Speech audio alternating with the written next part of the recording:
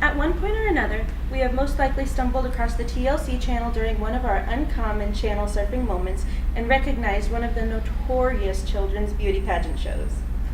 It's likely that you were able to get a glance at the young girls with hair that their parents describe as being bigger than life and the occasional fake teeth that they call flippers. In the glance, you are able to see a young child taking a simple game of dress-up to a new level that's everything but natural. Being a mother myself, who wants my daughter to grow up feeling empowered and confident in the person that she is, I worry about her stumbling across these shows. It is possible that our children could discover a child pageant show and begin to wonder why they don't look like the children in the pageants. The simplest answer for them is that the children in the pageants don't even look like the children in the pageants. It's not a natural look. Unfortunately, the contestants are used to having to modify themselves as well as spend thousands of dollars to gain the title of queen or princess. This could lead to financial stress and a number of insecurities and health issues for not only the contestants but also the viewers around the same age as the contestants. That is why child beauty pageants should be banned. Eden Wood is one of the most financially successful contestants in the child pageant world. According to an article by Skip Hollandsworth, the prizes Eden collected at 6 years old from the pageant she entered had an estimated worth of $40,000. However, Eden's parents are estimated to have spent over $100,000 in the first 6 years of Eden's pageant life. Rarely do the trophies, crowns, and other prizes exceed $1,000. However, parents admit to easily spending $10,000 for one pageant. When compared to the overall prize worth, child beauty pageants are not worth entering due to the greater amount of money spent toward getting the child pageant ready and the profit the pageant company gains. However, the cost of the child innocent can be greater than the cost to enter the pageant. From beauty pageants and marketing to fashion models and music videos, our culture has experienced a flood of over-sexualized images, messages, and ideas. Former child beauty pageant contestant Kayla Pallister describes in her article, Pageants Over-Sexualized Children, Steal childhood innocence,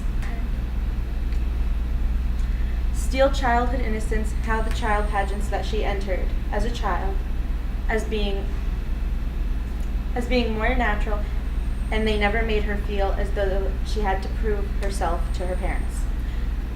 The TLC show Toddlers and Tiaras is merely a small portion of a larger picture of sexual fascination in our society. The concern for children is the possibility of developmental distortion of reality. The superficial expectation of beauty may develop based on the false enhancement of one's exterior features. The false eyelashes and hair extensions, false teeth plates, excessive makeup, and over-the-top costumes may become part of the distorted image of beauty. Developmentally, a toddler is unable to distinguish between pageantry and reality. This is an area where parents are suggested to create balance and stability for the child. Now that the expectation for the contestants' looks have become less natural and more artificial and manipulative, the physical and emotional damage is measurable. A study performed by the Coastal Carolina College of Education evaluated the association between childhood beauty pageants and adult disordered eating, body dissatisfaction, depression, and self-esteem. 26% of child contestants who were taught by some sort of coach were believed to have an eating disorder. 6% of those suffer from depression. 48.5% of child contestants claimed they wanted to be thinner. and 57% were trying to lose weight. Higher self-esteem scores were significantly associated with an increased level of competition, but not with the number of times the women and children were pageant finalists or winners.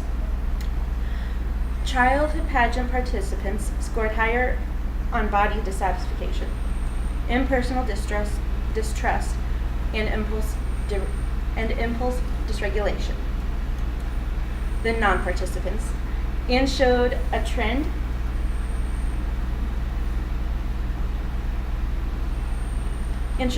toward greater ineffectiveness. These findings suggest childhood beauty pageant participation may influence adult body dissatisfaction, interpersonal distrust, and impulse dysregulation, making pageants dangerous to the child's health. Despite the parents' best intentions and efforts, entering their children in today's beauty pageants could cause much more damage than expected.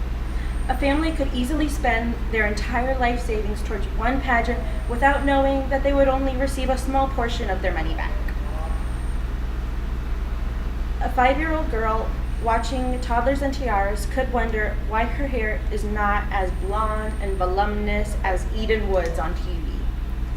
On the other hand, Eden Woods herself could look back at her natural hair and agree with her coach that she should have a couple extra extensions and look in the mirror and see where she could lose more weight.